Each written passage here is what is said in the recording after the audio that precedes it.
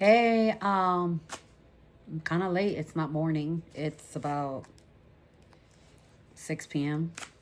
I started my day very organically, very slow. It is really cold in Florida for some reason. Um, the Floridians are hiding. It was a really good day. Today is the first of the month, and we're in February, just for context. Um, It was a really great day. I ran errands with my kids and I dropped them off at their respective play dates. Kind of weird saying that. I have a 22-year-old and a 10-year-old. So there's such a gap there. So, like, I mean, what kind of play dates is a 22-year-old going to have? But she has a really good friend group. And they were going to celebrate someone's birthday. And I think it involved some sort of anime party. Um, I took the time to kind of like spiritually ground myself today. So that meant cleansing my home in a way that felt right to me. And cleansing your home in a way that feels right to you is something that is personal, and it shouldn't be performative. It should not be like one of those things of TikTok where it's like, when you get on witchy TikTok and it's like, oh, you need to do this, and this. I think that ritual is important, but I also think that your own rhythm, your own pacing, your own intuition is even more important than that. Is it, oh my God, it's the first of the month. Let me clean my door. Let me do this. Let me do that. Is that what it needs to be? No. It definitely does need to be where, even if it's not the first of the month, if it is the 15th, the 8th, the 22nd, or is it that one day that you finally had some reserve energy from whatever it is that you're battling for your own existence, and you had some extra time and you want to like practice really good spiritual hygiene? Well, then, you know what? Welcome. I commend you. I congratulate you because you survived, and you were not only able to survive, but you were also able to do something that's going to prepare you for the future, the tomorrow, the the current energy. You're being dissatisfied with something and you're trying to implement some sort of change. And that is where the good stuff comes in, because we are always able to change. Don't get so stuck in the heavy and in the monotony where you start believing that narrative that you can't create a shift. Understand that good spiritual hygiene is the catalyst for shift. So if your spiritual hygiene is to say a prayer, say the prayer. If you have usually a certain ritual and it's like a 20-part ritual, but you can't seem to muster up that energy, or you're sick, or you're in the middle of total chaos between like your family or your health or your love life, or your children have you in a rut because they are suffering and you're just surviving it all. Understand that spiritual hygiene is as small and as great as you want it to be. The gesture, it's not the performative gesture, it is the intention behind it. So even if you don't have the money for, oh, I have to get this X, Y, and Z, it is not the money or how great of a sacrifice that you're putting out. Like, oh, I lit 10 candles and I walked backwards, X amount of times, or I wore my panties inside out, whatever it is, or I sprayed salt all over the sidewalk, or I cleaned my door, or I blew cinnamon in the door. Whatever it is that speaks to your soul. Whatever it is that grounds you, that makes you feel lighter. That's what you should be doing. If it is today that it's just, oh, I can only light a candle, or oh, I can only say a prayer, or oh, I can, even if you don't even have time for a full prayer, but if you put your hand on your heart and you go, hey, thank you so much for your guidance, or hey, I'm going through such a tough time and I need your help. Lean into that. And if you're anything like me, that you've gone through some really tough times and some really horrific moments in your life and you lose faith, understand that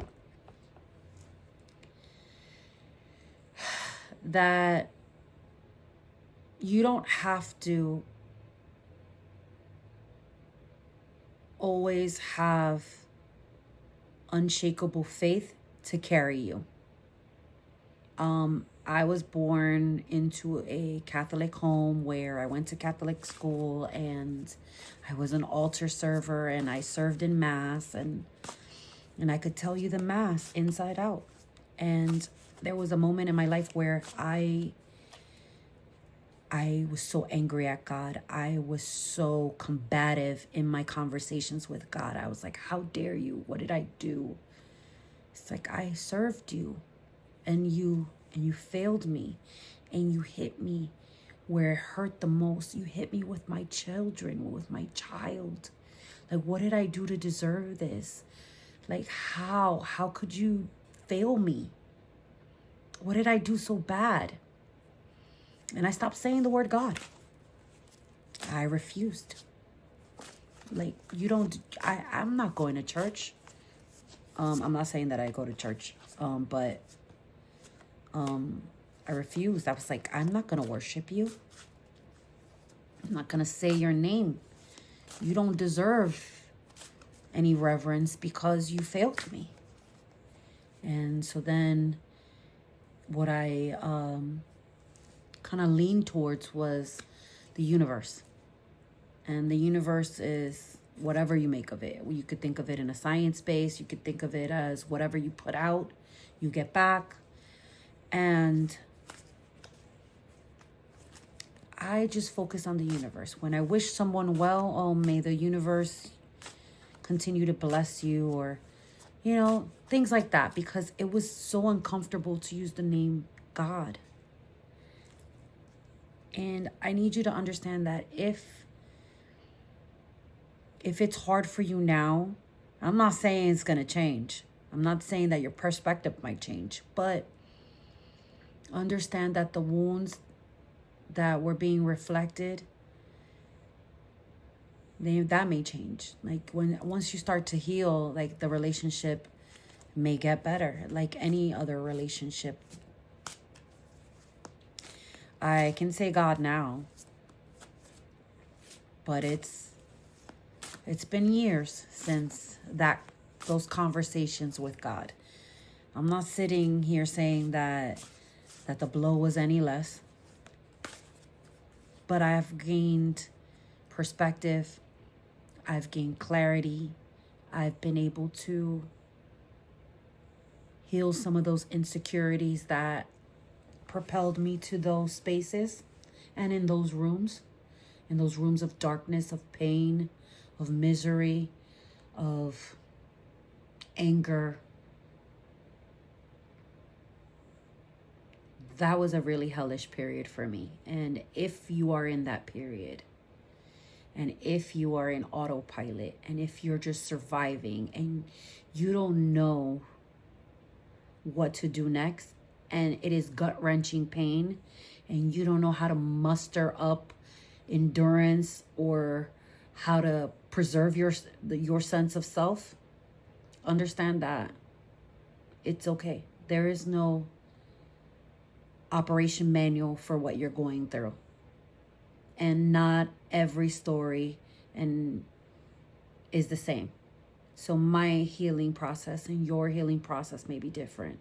But the most essential part is to be kind to yourself.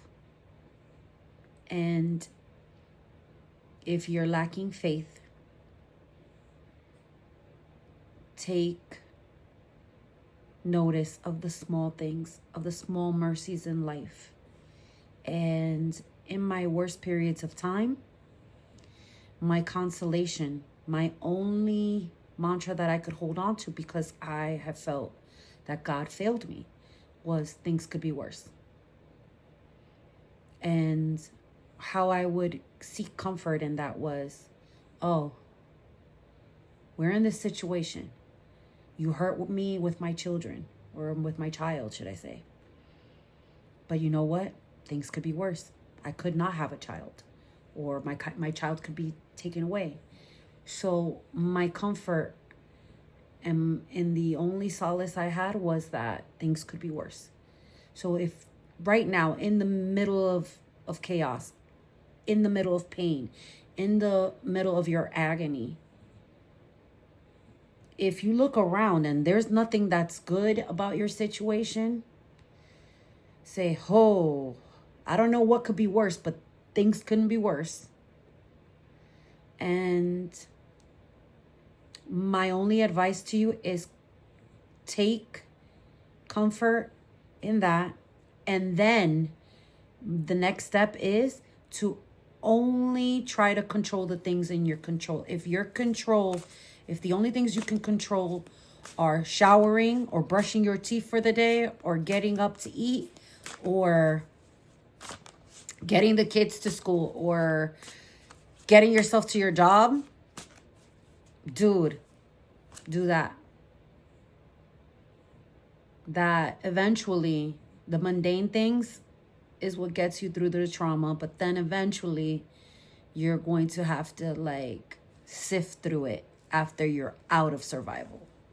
And right now I'm in the process of sifting through things because I'm out of survival and I'm out of chaos and I'm out of autopilot. And now I've implemented systems and filters and am okay pressing on the wounds because I'm trying to release the fear. And I'm trying to release the insecurities and the resentment so that I can practice good spiritual hygiene and feel lighter as an individual. That when I look in the mirror and I look at myself and I take stock and inventory of myself as a human being, I'm okay with that. So be kind to yourself, practice good spiritual hygiene. And if you're in the thick of it, understand that I'll be saying a prayer for you because I feel that prayer or intention, even if you're not of any religious denomination or if you're just consider yourself a spiritualist, I do feel that good intentions, prayer or whatever it is that, you believe in does carry us. And that when we do take the time to think of others, not compare ourselves to others, but think of others' struggles and their journey, it can put our problems into perspective. And while you're busy in your own rut, take the time to say, hey, you know what? I see you. I know you're going through something really terrible. But I remember when I was in there and no one saw through my pain. No one saw the agony I was going through when I was in a hospital. No one saw the agony I was going through when I was navigating my children's pain. So I ask of you to not only just think of yourself, but think of others too. The world is such a cruel place these days, and we're so easily taken into a selfish state, and everyone goes through being selfish. We all are selfish. We're human beings. We need to be able to acknowledge our shadow selves, the selfish, the bitter, the envious parts of ourselves. When we don't acknowledge it is when we don't practice good spiritual hygiene. It's when we covet what others have. It's when we live in comparison, and we feel like anything that anyone says about themselves is a direct attack to us. It is a direct attack to what we've accomplished in life. And you think too highly of yourself if that's the case. People don't care about that. People are busy living their lives and living their insecurities and living their dreams or their agonies. But if you're wasting valuable time in being selfish and coveting from others and thinking that you're so important that neighbor's new job is just to spite you, or your cousin's brand new wife and engagement is to spite you, or whatever the case might be, you're not practicing good spiritual hygiene. This is the time to self-reflect on how we can be better human beings with the kind of world that we live in. It's the time to practice good spiritual hygiene so that our children, who are sponges, are going to learn from us. It's going to trickle down to them.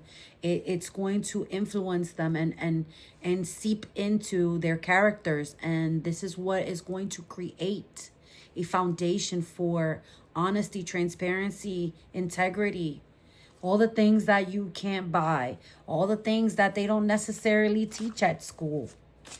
I'm not saying it's a necessary thing that they teach in church, but understand that